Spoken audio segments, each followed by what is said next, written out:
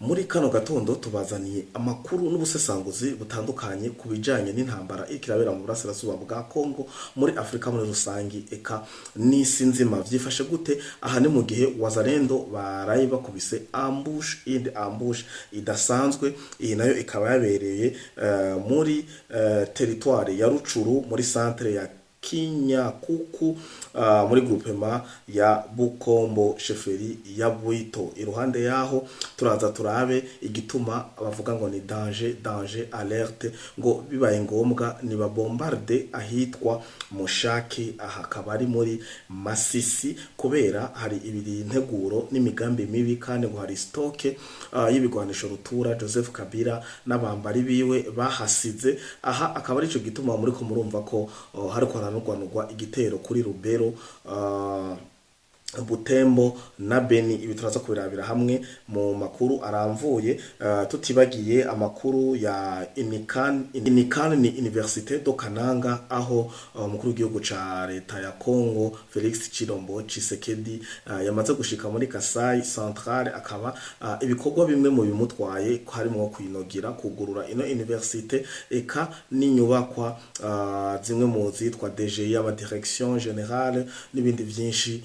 Akaba kumaza kubikora kuri uno munsi wa kabiri kuri ino genekerezo rya 27. Abandi baridoga bavuga ati ni kwereka amasezerano asinwa hagati ya Paul Kagame na Tshisekedi, canke amasezerano asinwa hagati ya Kongo n'u Rwanda adashigwa mu ngiro, cane bisunze ngo isezerano canke ivyo bita accord ngo ryoroshe kandi ryasa nkuko u Rwanda ngo ryohererwa. Ngo ni irige sezerano basinye ryuko ubutare bwa Kongo bwoza burimbwa bongera buja gutosorerwa mu gihugu c'u Rwanda. Ariko ndaza kubabwira impamvu bino vyose bitashobotse. Turaza turabere hamwe amato yagaragaye apakiye amakontinere mu izinga rya Ijwi, aho bita Ijwi Nord. Bivuga ko imiduga myinshi yavuye muri Goma, Bukavu n'ahandi henshi hagenda hatandukanye igiye gupakira ibigwanisho. Benshi bakora baravuga ati intambara mu burasirazuba bwa Kongo igomba ibeho rero vyeruye. Aha ni nyuma kandi y'igihugu c'u Rwanda cemereye ku mugaragaro ko gikorana na M23 izimbwebwe za Sarambwe. Benshi bakibaza ngo nikosa, benshi bakibaza ngo nuguhubuka, ngo no kwihenda, ariko bijya ni mu cezo wa ndani kandi n'umupango wa na ubu ngo akari nyuma karahinda. Reka turaza kuza mu idonido inyuma ya kano karuhuko.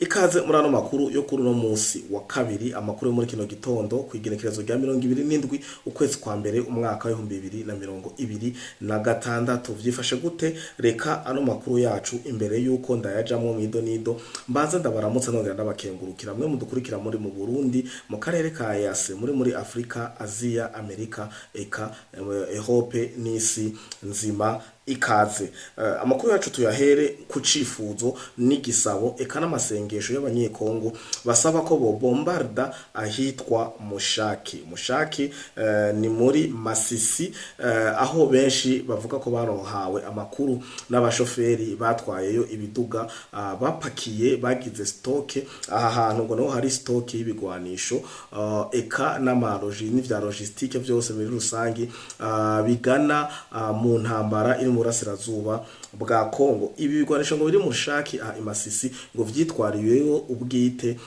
na Joseph Kabila ariwe Hippolyte Kanambe, ngo hakaba harimo n'ibikoresho vya rutura vyo gucukura ubutare ubwo ari bwo bwose. Benshi rero basaba ngo haraswe kugira barabe ko hogigwamwo niyo stoke. Iki naco ca Mushaki nyene Masisi kikaba ari naco cagiye guhakuvyura uruhagarara mu gihe hari amakuru anugwanugwa ko hari bitero bagomba kugaba kuri Butembo, Beni, Rubero, basubire ngo bahigarurire kugira ngo uruja n'uruza ni na objectif yabo yo gucukura eka no kwigarurira ubundi burere bashaka muri strategique. Inyuma yaho bigaragaye ko bariko barava mu turere twinshi ndatswe muca muza muvuge none ko bamwe bavuga ko bariko barava mu turere tumwe dutandukanye, abandi mukavuga ko bagomba kugaba ibitero ego iga sikuvuga ati ngo nukuvayo ngo baja ngo baheba intambara no nukuva mu burere babona ko butari strategique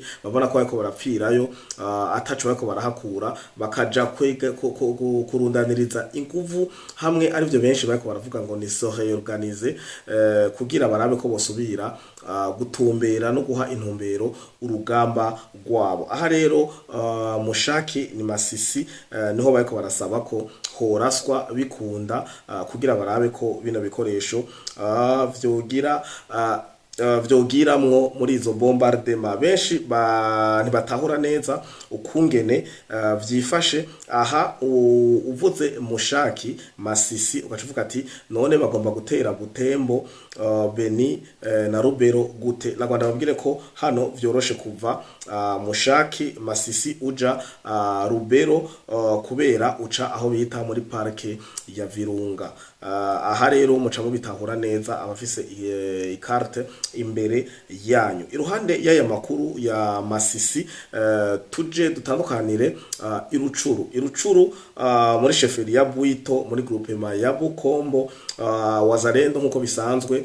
Kano karere baramaze kugakwitamwo ambushi zirenga indwi ntihenze. Iyi yubu ibaye iyindwi ahane mu gihe izi mwebwe zasarambwe ziba ziriko ziridegemvya janda zisubira ngo ziri muri za patrouille kuko iyi ambushi yabaye mu gihe c'isaha 11 z'agatondo ivyo bita 5h du matin ku munsi wa mbere igenekezo rya 26 ukwezi nuko nyene turimwo. Iyi ambusho rero ivyononekariyeemwo ndavuga abasirikare canke imiduga canke abene gihugu bo bahitanwe n'amabar perdi n'ibindi byinshi. Muri rusange bila yino ambush ntiramenyekana neza. Hari benshi batangaye babona TV5 Monde na RFI bakoze ikiganiro gisa hose kuri kuri izo mbuga cyangwa kuri izo televiziyo mpuzamahanga. Nama nayo babwiye sinzi gituma mutareko murumva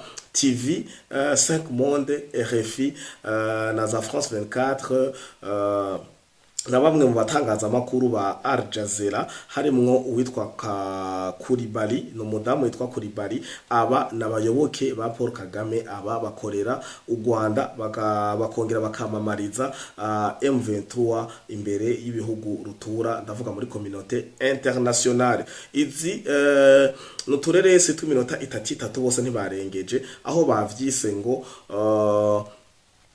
umwaka urangiye Goma iri mu maboko ya M23 ngo vyifashe gute aho bagerageje kugira amadeba atandukanye bashimagiza M23 bavuga ibinabiriya ariho mbere banageze naho bibaza kumbure ni giki gituma ano masezerano nabibonye mu makomantere y'abakongomani babaza abo basa n'abazungu bako barashikiriza ibyo biganiro bitandukanye bavuga ni kubera iki none basi mu masezerano yose u Rwanda rutemeye gushira mu ngira amasezerano y'ubutare mu gihe bariko barashira imbere ko intambara yo murasirazuba bwa Kongo ihagarariye cyane kuri burya butare. Inyishu yanje ni rero ubabwiye uvuze ko u Rwanda gova mu burasirazuba bwa Kongo kumvuze uko bagwemereye ko ubutare bwimvye muri Kongo buzoca ko buzoba hafine canke buzotunganirizwa mu Rwanda haba bugashorwa muri Amerika n'ahandi u Rwanda rukavyemera mu masezerano ariko rwashika muhira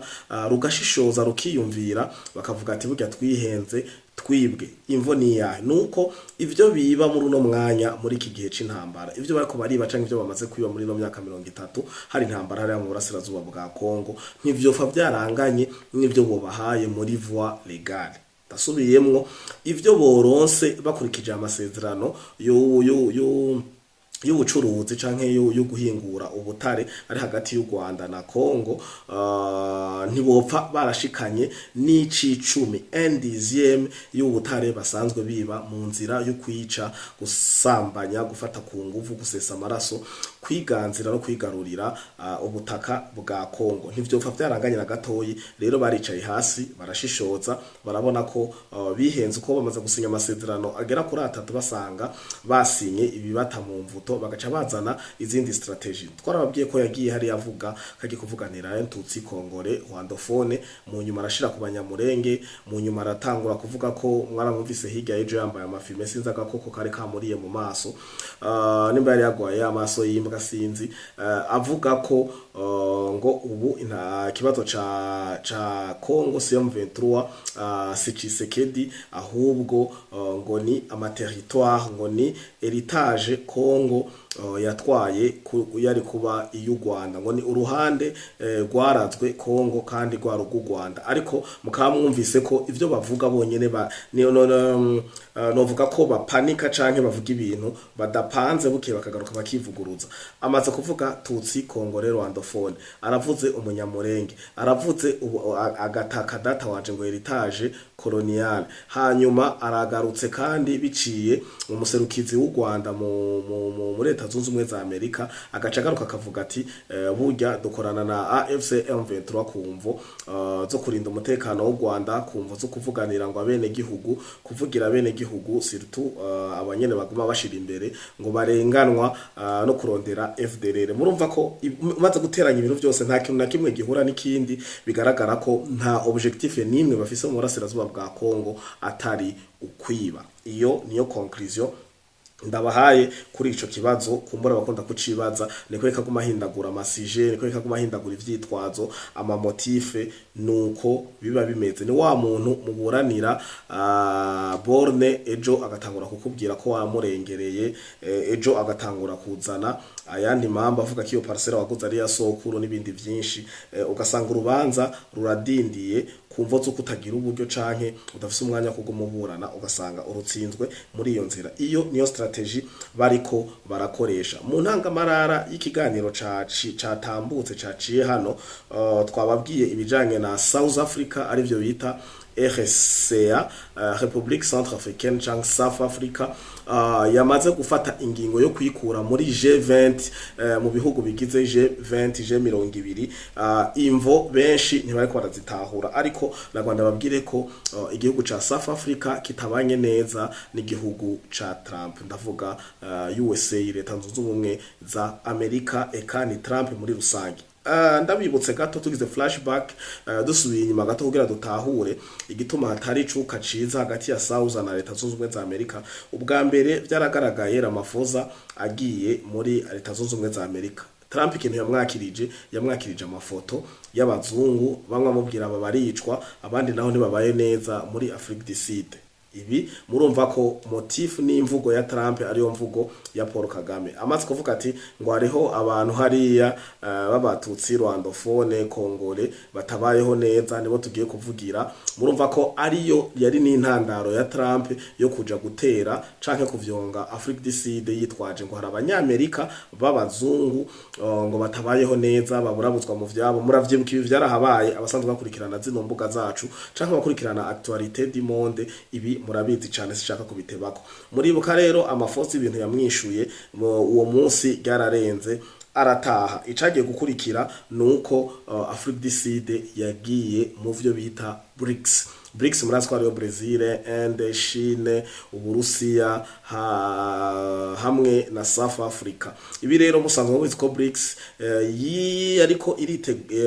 yariko iribumba, naho ntabona ivyayo, simbona yuko biraja, ariko BRICS irahari, yaranabayeho, yariko iribumba kugira ngo itesha agaciro Leta Zunze Ubumwe za Amerika, itesha agaciro za ONU, itesha agaciro Banque Mondiale, itesha agaciro iryo faranga ry'idolari n'ibindi vyinshi bashira imbere yandi mone, canke baha agaciro ifaranga ry'Ubushinwa n'ifaranga ry'Uburusiya, kandi bongere biganzire amasoko y'ibi bihugu vyacu byo muri Afrika. Ndavuga ubutare, petrole, uranium, amanikere n'ibindi vyinshi bigenda bitandukanye. Ibi navyo mukaba muzi ko Trump bitigeze bimugwa neza. Ni muri kiganiro nabakoreye aho Trump avuga ko hariho n'itegeko rya de-dollarisation, aho yavuga n'ibihano vyaryo, utesheje agaciro canke ufashe inzira gutesha agaciro idolari ukungene ahanwa. Murazi ko vyazanye beef n'ubu iyo beef ntirahera. Ibaye ikintu ca kabiri. Ubwa mbere n'abazungu bafashwe nabi muri Afrique du Sud,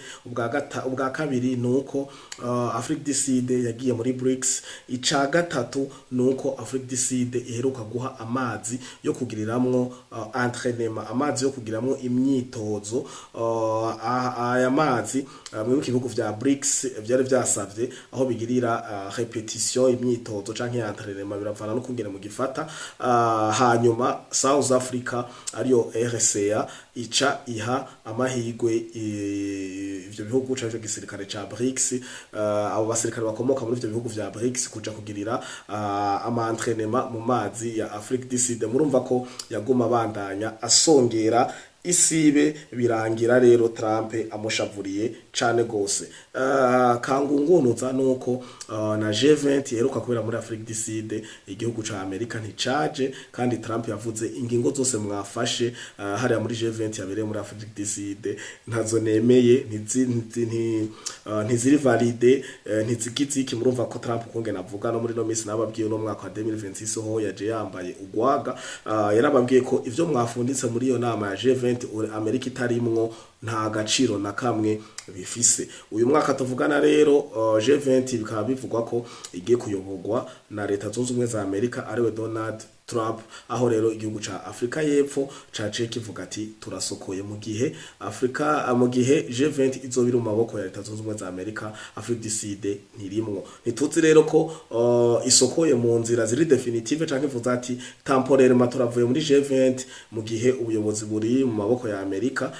Hama nibwava mu maboko ya leta zunze ubumwe za Amerika tuzogaruka, ariko kwisokora canke kuba mahirwe yo kuva muri G20 ahari nta muco muremure wo kuvuga ngo bavuyeyo kumvo yo kuvayo definitive canke yo kuvayo temporairement vy'agateganyo, ariko iki gihari coco nuko bavuyeyo. Reka tuvuye hiyo rero muri Afrique du Sud tugaruke ino muri Kasai Central, aho Tshisekedi yakiriwe amareresi ngira mwayabonye, naho je video ntashoboye kwicisha hano muri kano kanya, ariko ndibaza ko mwagerageje kuyabona mu magroupe canke kuzindi mbuga, aho Tshisekedi yakiriwe neza cane n'umunezero mwinshi udasanzwe Kasai Central, aho muri ville ya Kananga aza kugurura kuri no musi nyene wa kabiri Université do Kananga, université nziza cane. Iyi nayo akaba ari cheflier ya Kasai Central.